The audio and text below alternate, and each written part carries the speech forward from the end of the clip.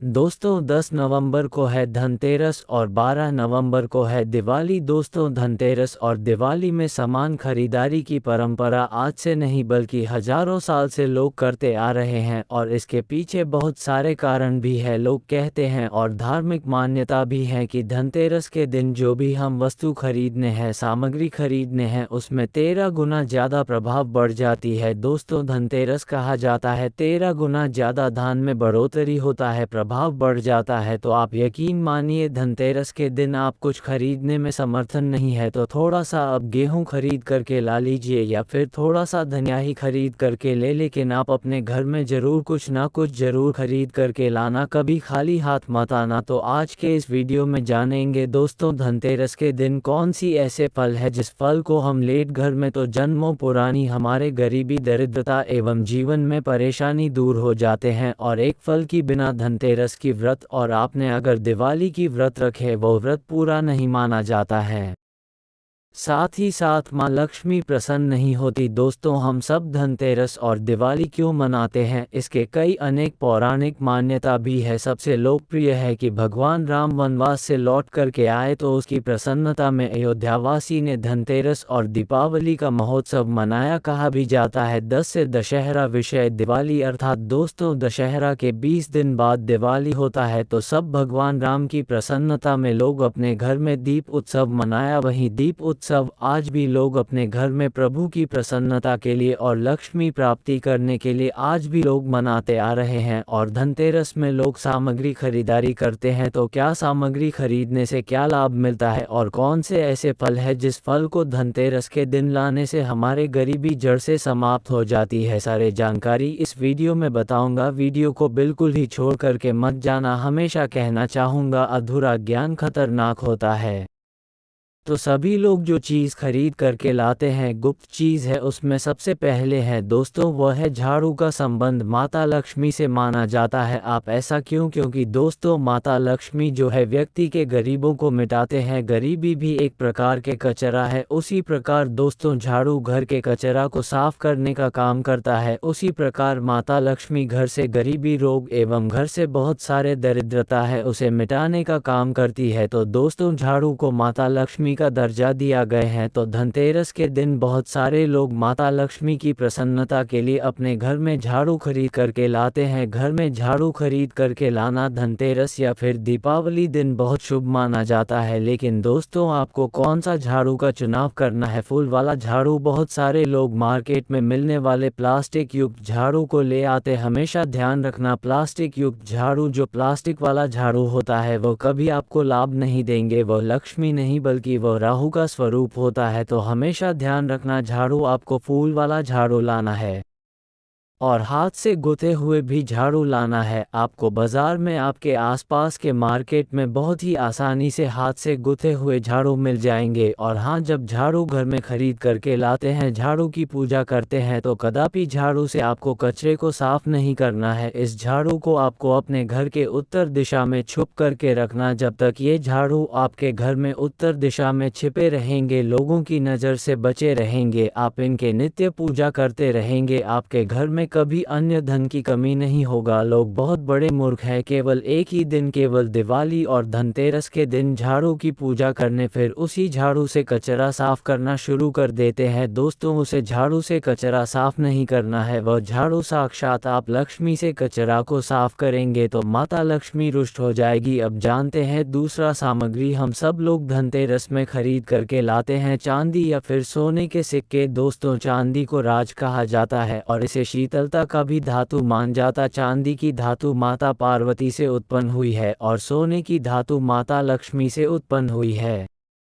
तो सोने और चांदी, दोस्तों चांदी को शक्ति माना जाता और सोना को आभा माना जाता है और सोने को लक्ष्मी भी माना जाता है। तो जहाँ पर शक्ति और लक्ष्मी खाने का मतलब है कि जहाँ पर पार्वती और लक्ष्मी दोनों एक साथ हो उस स्थान में अन्य धन की भंडार हमेशा भरा रहता है, शत्रु भी किसी के बाल बांका नहीं कर पाते। दोस्तों चांदी और सोने के सिक्के आप अपने समर्थन अनुसार घर में जरूर धनतेरस या फिर दिवाली के दिन खरीद करके लाना चाहिए। इसके बाद में दोस्तों जड़ी बूटी धनतेरस या दिवाली वाले दिन क्यों खरीद करके लाना चाहिए। दोस्तों अगर आप धनतेरस या फिर दीपावली के दिन जड़ी बूटी खरीद करके लाते हैं तो इसे धनवंतरी महाराज प्रसन्न होते हैं। दोस्तों कहते ना स्वास्थ्य से बड़ा कोई धन नहीं, स्वास्थ्य से बड़ा कोई धन नहीं। दोस्तों अगर आपके स्वास्थ्य ठीक नहीं है और आप कितने भी रुपए पैसा का मालिक हो और आपकी स्वास्थ्य ठीक नहीं दोस्तों, वो धन केवल धूल मात्र है। तो धनतेरस के दिन जड़ी बूटी खरीद करके लाते हैं तो ये जड़ी बूटी आपके घर में, आपके घर परिवार में रहने वाले लोगों से बचाता है,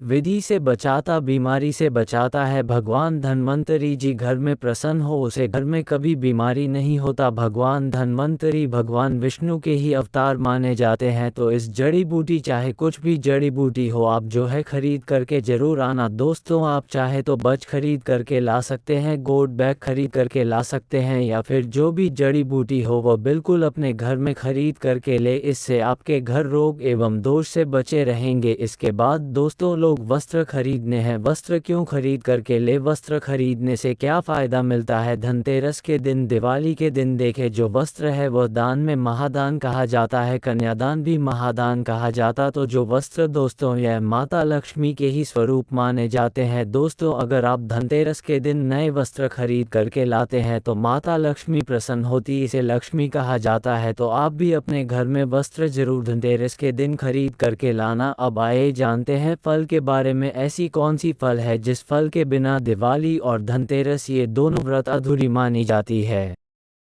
माता लक्ष्मी की जो पूजा में पूर्ण नहीं मानी जाती। आप यकीन मानिए, आप कुछ भी खरीद करके लाने में समर्थ भगवान नहीं है तो मत लाइए। लेकिन मैं जिस फल को बता रहा हूँ दोस्तों, ये फल जरूर आप अपने घर में धनतेरस या दिवाली दिन जरूर लाना। आपके गरीबी मिलते देरी नहीं लगेंगे और यह फल आपको अपने घरों के आसपास में या फिर खेत खलियानों के आसपास में बहुत ही आसानी से मिल जाएंगे। यह कोई साधारण फल नहीं, इस स्थल पर साक्षात माता लक्ष्मी विराजे हैं। इसके पौराणिक कथा भी बताऊंगा। तो दोस्त जिस फल के बारे में बता रहा हूँ उसे जानकारी बताने से पहले सभी लोगों से फिर से निवेदन करना चाहूँगा, अभी तक वीडियो को लाइक नहीं किया होंगे तो वीडियो को लाइक कीजिए, हमारे चैनल को सब्सक्राइब कीजिए, बाजू में बने बेल के आइकॉन को प्रेस कीजिए ताकि हमारे आने वाले नॉलेज वीडियो आपको सबसे पहले मिल सके। दोस्तों वो फल है गूल का फल। गूल का फल कोई साधारण फल नहीं, वीडियो को छोड़ करके मत जाना। गूल के फल से आज करोड़पति बनने का तरीका बताऊंगा। यह कोई हवाई बात नहीं, शास्त्र प्रमाणित जानकारी बताऊंगा। दोस्तों एक समय की बात है, भगवान नरसिंह है जब हिरण्यकश्यप को मार करके जा रहा था तो दोस्तों उनके हाथ में बहुत खुजली हुई। तो भगवान नरसिंह ने अपने खुजली को मिटाने के लिए गूल के वृक्ष को सबसे पहले अपने आसपास में देखा। तो खुजली मिटाने के लिए गूल के वृक्ष पर नजर पड़ी और गूल के वृक्ष पर अपने नाखून को गड़ दिया। दोस्तों इस भगवान नरसिंह के नाखून बढ़ते ही खुजली जो है वह शांत हो गए, लेकिन गूल के वृक्ष दर्द से करने लगे। तो भगवान नरसिंह गूल के वृक्ष को वरदान दिया कि है वृक्ष राज, मैं आपको वरदान देता हूं कि मैं और लक्ष्मी सदा आपके वृक्ष पर विराजमान रहेंगे। और अगर कोई भक्त धनतेरस या दिवाली के दिन आपके फल को अपने घर में ले जाकर के स्थापित करेगा तो उसके गरीबों को हम क्षण भर में समाप्त कर देंगे। साथ ही साथ दोस्तों गूल के वृक्ष को ये भी भगवान नरसिंह ने आशीर्वाद दिया, वरदान दिया कि है वृक्ष राज, आपके आसपास में अगर अमृतसर को अर्थात मरे हुए व्यक्ति को शव यात्रा को ले जाएंगे, उसे शव यात्रा को ले जाते समय जो व्यक्ति पुण्य कर रहेंगे उसके पुण्य आपके ऊपर में आ जाएंगे और आप उसे ग्रहण कर लेना। और गूल के वृक्ष को ये भी आपको वरदान देता हूँ कि आप जो दूसरे के दुख मिटाने में समर्थवान होंगे, इसलिए ही वृक्ष राज अगर आपके फल को कोई खाएगा धनतेरस के दिन या फिर शुभ मुहूर्त में खाएगा, उसके गरीबी मिटेंगे। साथ ही साथ गूल के वृक्ष को ये भी भगवान नरसिंह ने आशीर्वाद दिया, आपके फल को खाने से लोग हमेशा जवान रहेंगे, स्वस्थ रहेंगे, दीर्घायु रहेंगे। इसलिए दोस्तों गूल के फल आप जो है धनतेरस या दिवाली के दिन जरूर लाना। गूल के फल को हमेशा 5 की संख्या में लाना चाहिए। इसके लाने की विधि सुनिए। तो इस वृक्ष को माता लक्ष्मी और भगवान विष्णु जी साक्षात विराजमान रहते हैं। तो किस समय लाना सुनिए। तो दोस्तों इस फल को लाने से पहले सबसे पहले आपको 1 लोटा जल लेकर के जाना है और एक लाल कलर की कपड़े लेकर के जाना है और 1 लोटा जल इस वृक्ष के जड़ पर डालना है और इस वृक्ष से प्रार्थना करना है कि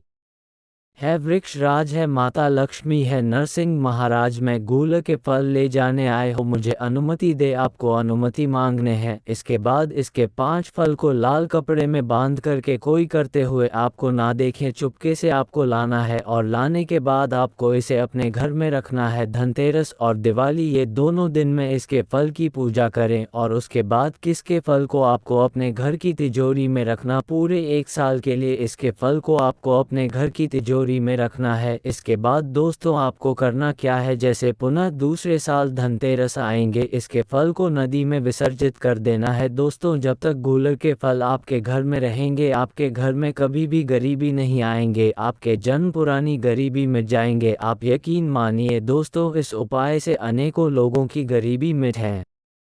अब दूसरे फल के बारे में सुनिए। तो दोस्तों जो दूसरे फल है वह है सीता की फल, सीताफल। दोस्तों सीताफल माँ लक्ष्मी को बहुत प्रिय है क्योंकि सीता माँ लक्ष्मी की ही अवतार है। तो दोस्तों माता लक्ष्मी की साक्षात स्वरूप का जाने वाले सीताफल आपके गरीबी, आपकी परेशानी, आपकी कष्ट को तत्काल दूर कर सकते हैं। अगर धनतेरस या दीपावली के दिन खरीद करके लाते हैं तो दोस्तों अगर आप सीताफल धनतेरस के दिन खरीद करके लाते हैं और इसे माता लक्ष्मी को भेंट करते तो धन आपके पीछे पीछे आएगा। लेकिन भेंट करने का भी अपना एक अलग तरीका होता है। हमारे वीडियो में बताए तरीके से भेंट करेंगे तो आपको ज़्यादा लाभ मिलेंगे। एक बात जान लीजिए, सीताफल को साक्षात माता लक्ष्मी के स्वरूप माना जाता है। सच्चा जो बंदर होता है, जो हनुमान जी महाराज के वानर हो, ऐसे बंदर कभी भी सीताफल के ऊपर पर नहीं चढ़ता, कभी भी सीताफल के वृक्ष पर नहीं चढ़ता, ये शास्त्र प्रमाण है। तो दोस्तों सीताफल को धनतेरस या फिर दीपावली दिन माता लक्ष्मी को जोड़ के रूप में भेंट करना है।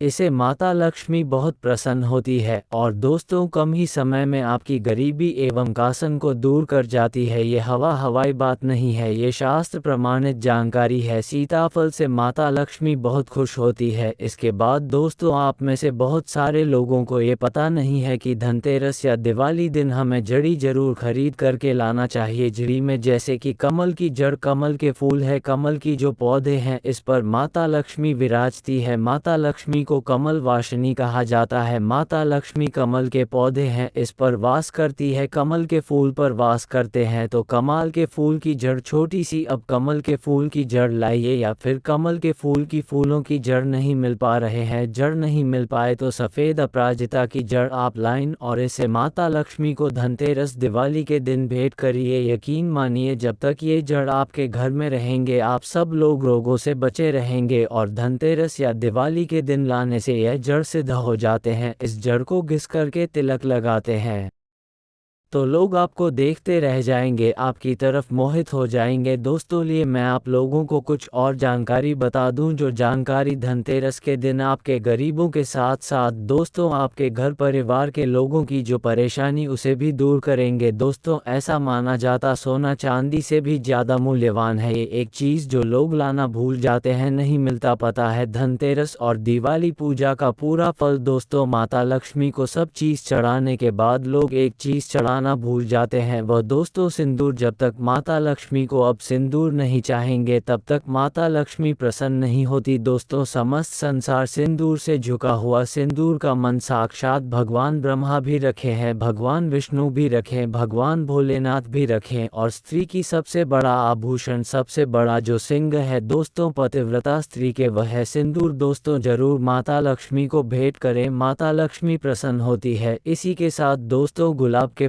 गुलाब के पुष्प, इसका सुगंध माता लक्ष्मी को आकर्षित करता, जिस प्रकार जो चुंबक है लोहा को अपनी तरफ आकर्षित करता है, उसी प्रकार गुलाबी की पुष्पा की सुगंध माता लक्ष्मी को मनमोहन बनती है, अपनी तरफ आकर्षित करते हैं। इस दिन अगर 8 गुलाब के पुष्प धनतेरस दिवाली दिन माता लक्ष्मी को भी ऐड करें तो दोस्तों ना चाहते हुए भी आपकी मनोकामना को माता लक्ष्मी पूर्ण करती हैं, आपकी गरीबी मिटती है और आपके साथ हमेशा रहती हैं। इसके बाद में कुबेर जी महाराज को प्रसन्न करने हेतु कुबरकांड का पौधा भी आप अपने घर में लगा सकते हैं। कुबरकांड का पौधा मिल जाएंगे करेंगे। कुबर कांड का पौधा नहीं मिलते तो कोई भी कांड ले ले और आप धनतेरस दिवाली दिन कुबर कांड की पूजा करें और इस कंद को आप अपने घर में लगे। जैसे जैसे इस कंद का विस्तार होंगे वैसे वैसे आप लोगों के आध्यात्मिक उन्नति होंगे, आप लोगों की गरीबी मिटेंगे। इसके बाद धनवंतरी महाराज को इस दिन प्रसन्न करना है तो औषधि जरूर खरीद करके लाना दोस्तों। अब चाहे तो इस दिन एक पोटली बना लेना और उसे पोटली में लाल कलर के कपड़े लेने और उसे पोटली में आपको एक कंठ लेने हैं। कोई सा भी कंठ ले लीजिए, 1 रुपये का सिक्का ले लीजिए, चावल ले लीजिए, कौड़ी ले लीजिए